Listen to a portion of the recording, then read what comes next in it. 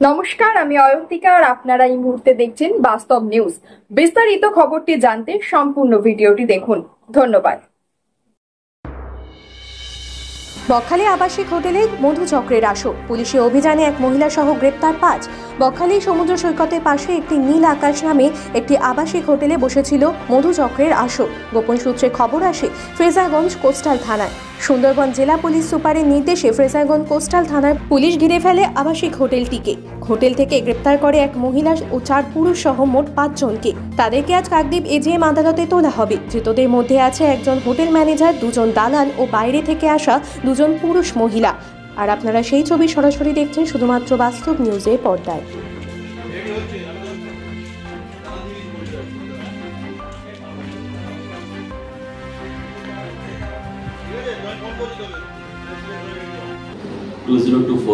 রাত্রেবেলায় সুন্দরবন পুলিশ জেলার ফ্রেজারগঞ্জ কোস্টাল পিএসের কাছে একটা স্পেসিফিক ইনপুট আসে যে বকখালির একটি হোটেলে কিছু লেডি অ্যাসেম্বল হয়েছে এবং সেখানে একটা প্রস্টিটিউশন র্যাকেট চলছে।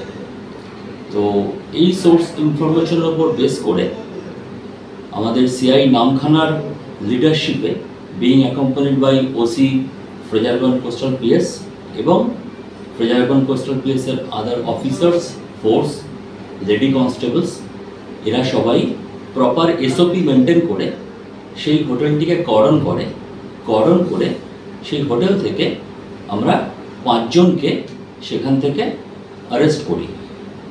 এই 5 জনের মধ্যে 2 জন আছে যারা এজেন্ট বা ব্রোকার হিসেবে কাজ করে, একজন আছে যিনি সেই হোটেলটির ম্যানেজার, বাকি 2 জন হচ্ছেন ক্লায়েন্ট।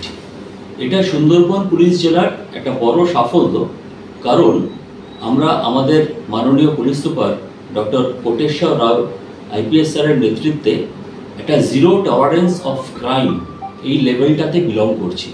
তাই যেখানেই যখন কোনো অপরাধ সংগঠিত হচ্ছে আমরা সেখানে তৎপর হয়ে আমাদের নেসেসারি অ্যাকশন নিচ্ছি।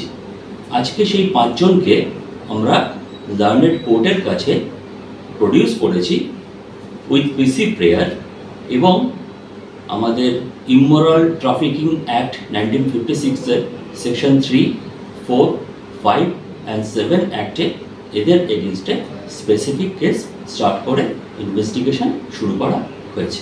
হোটেলের নাম কি জানা গেছে? হোটেলের নামটা আমি এই মুহূর্তে বলছি না, আমাদের তদন্তের সাথে। Thank you. সমস্ত খবর সবার আগে জানতে অবশ্যই বাস্তব নিউজ চ্যানেলটি follow, like, share and comment করতে ভুলবেন না। ধন্যবাদ।